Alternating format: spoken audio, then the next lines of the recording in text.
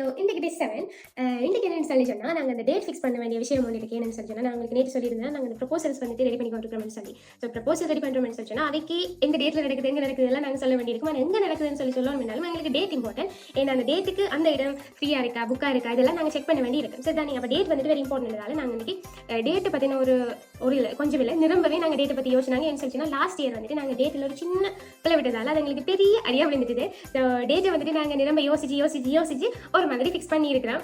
Fix பண்ணிட்டு நம்புறேன், சரியாக ஃபிக்ஸ் பண்ணிருக்கிற மாதிரி நம்புறேன். என்னன்னு சொல்லி சொன்னால் நாங்கள் என்னென்ன விஷயத்தை யோசிச்சுனாங்கன்னு சொல்லி சொன்னால் A-level எக்ஸாம்ஸ். ஏன்னா A-level எடுத்து முடிச்ச ஸ்டூடெண்ட்ஸுக்கு தான் இது வெரி வெரி யூஸ்ஃபுல்லாக இருக்க போது. என்ன அடுத்த கட்டம் அவங்க என்ன செய்யணும்னு சொல்லி ஒரு ஐடியா வந்துட்டு இங்கே எங்கள் எக்ஸிபிஷனுக்கு வரது மூலமாக அவங்களுக்கு கிடைக்கும். நிரம்ப ஸ்காலர்ஷிப்ஸ் டிஸ்கவுண்ட்ஸ்னு சொல்லி அவங்கள அடுத்த கட்டம் போகிறதுக்கு அடுத்த கட்ட கரிய பார்த்து அவங்க என்ன படிக்கணும் என்பதையும் வந்துட்டு கண்டுபிடிக்கிறது இந்த எக்ஸ்போ வந்துட்டு வெரி ஹெல்ப்ஃபுல்லாக இருக்க போது.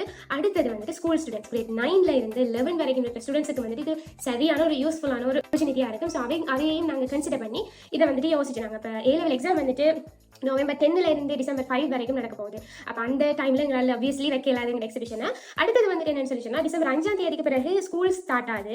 அந்த ஸ்டார்ட் ஆகிற ஸ்கூல் வந்துட்டு டேர்ம் எக்ஸாமுக்காக ஸ்டார்ட் ஆகுது. ஸோ அது வந்துட்டு 8ஆம் தேதியில இருந்து 19ஆம் தேதி வரைக்கும் டேர்ம் எக்ஸாம்ஸோட போகுது ஸ்கூல்ஸில். அப்போ கிரேட் 9லேருந்து 11 வரைக்கும் ஆப்வியஸ்லி அவங்க வந்துட்டு டேர்ம் எக்ஸாமில் வந்துட்டு கான்சென்ட்ரேட் பண்ணி கொண்டிருப்பாங்க. அப்போ அவங்களுக்கு நாங்கள் முதலே செய்யணும்னு சொல்லி சொன்னால் அவைக்கு வந்துட்டு கொஞ்சம் கஷ்டமாக இருக்கும். எங்களுக்கு இந்த வர அவைக்கு கிடைக்க போகிற பலன்களை வந்துட்டு எடுக்கிறதுக்கு வந்துட்டு அவங்களுக்கு கொஞ்சம் கஷ்டமாக இருக்கும். அதால் வந்துட்டு என்ன செய்யணும்னு சொல்லி சொன்னால் நாங்கள் டிசம்பர் 19ஆம் தேதியும் 20ஆம் தேதியும் எங்களோட எஜுகேஷன் எக்ஸ்டென்ஷனில் செய்வோம். ஸோ 19ஆம் தேதி 20ஆம் தேதி உங்களோட டேட்ஸையும் ஃப்ரீயாக வச்சுக்கணுங்க.